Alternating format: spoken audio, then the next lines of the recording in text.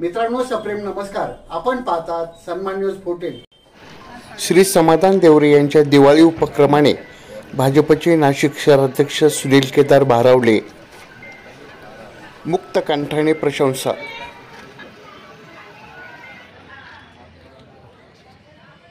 आज या ठिकाणी सातपूर परिसरात भारतीय जनता पार्टी सातपूर मंडल आणि रायगड प्रतिष्ठानच्या वतीने भारतीय जनता पार्टीचे पदाधिकारी समाधान भाऊ देवरे आणि वैशालीताई देवरे यांच्या माध्यमामधून दीपावली निमित्त या परिसरातील सर्व नागरिकांना आईवडिलांना विसरू नका हा उपदेश करणारं कॅलेंडर आणि दिवाळीनिमित्त पंत्या, दिवाळीची गोड मिठाई असं वाटप करणं सुरू आहे. समाधान भाऊ देवरे आणि त्यांच्या सौभाग्यवती वैशालीताई यांनी अतिशय चांगलं काम या परिसरात सातत्यानं सुरू ठेवलेलं आहे. मग ते निर्माल्य संकलन रथ असो किंवा अंत्यविधीकरता जो रथ दिला जातो तो असो किंवा मोफत ॲक्युपंक्चरचे काही जे उपाय असतील आधुनिक मशिनरीद्वारे ते असो, कुठल्याही क्षेत्र असो त्या क्षेत्रामध्ये ते मागं नाही राहिलेले आणि 24 तास सेवा हे त्यांचं ब्रीदवाक्य आहे. त्यांचं हे काम पाहून भारतीय जनता पार्टीने त्यांना अंत्योदय प्रकोष्ठचं नाशिक महानगर जिल्ह्याचं संयोजक केलेलं आहे, म्हणजे प्रमुख केलेलं आहे.